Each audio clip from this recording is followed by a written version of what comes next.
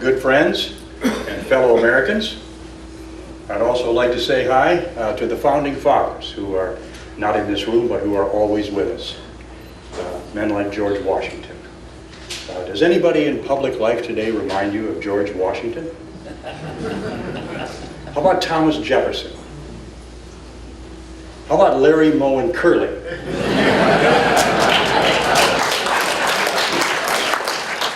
I'm Uncle Sam. My real name is Samuel Wilson.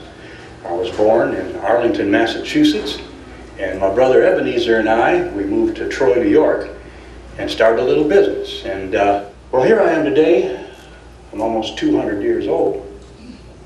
I'm a little worn out, as you can see, a little distressed.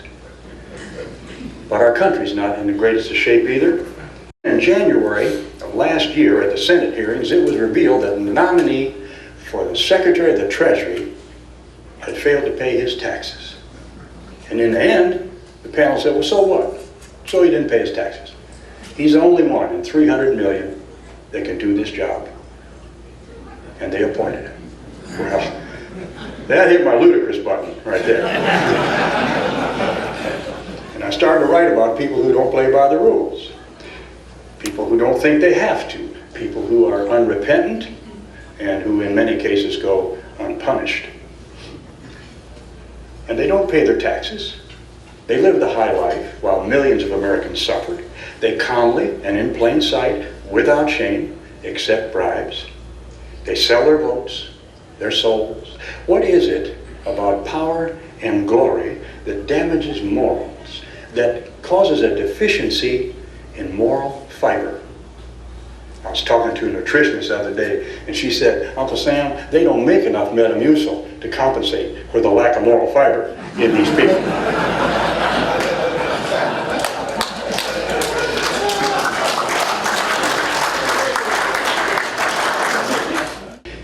In the late 50s, the birth of rock and roll brought a new turn in the radio. It was a combination of two words, pay and Victrola.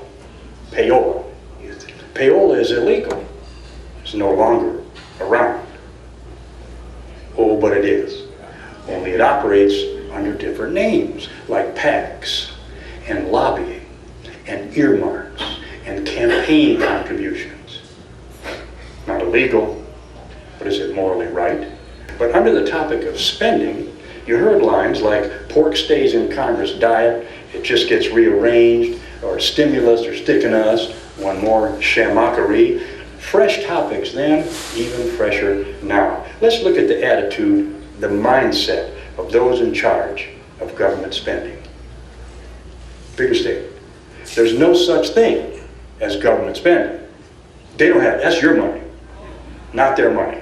And they've already spent all your money, and they've already spent the money you haven't even made yet, and given to them. Lower standards, lower morals, lower expectations. Not exactly what was planned when the fathers made this nation. In the song I was speaking about the government, but also education. The Texas State Board of Education suggested changes that remove references to Daniel Boone, General Patton, Columbus Day, and Christmas, and replaces the term American with global citizen, because students have to be shaped for citizenship in a global society. They're Americans. I'm an American. I like to think globally of other cultures and languages, but I have to tell you, I get a little irritated every time I have to press 1 for English. Well, old as I am, it's not like me to sit still. It's time to be outspoken and to carry the banner, because we can change things. So I think I'll write a letter to the government. Wait, I am the government. Well, the government is the people, so I'm also the people. So I'm going to write a letter to myself. Dear Uncle Sam, I know it's difficult to effect change when the agents of change are in charge of the change. But you need to make some changes for the good of the country. So I offer you the 10 demandments. Term limits.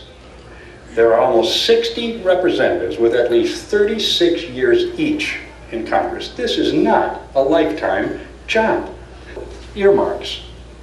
Friends, Congress, countrymen, lend me your earmarks so I can toss them out. We can't afford this. You said zero, honor your word, stop committing fiscal suicide. 7, hire an accountant. Someone fresh out of college could do a better job than you're doing.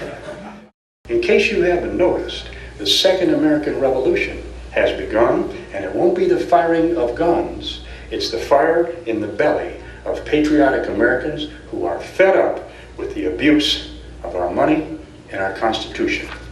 Pay attention. Listen to what your employers, we, the American citizens, are saying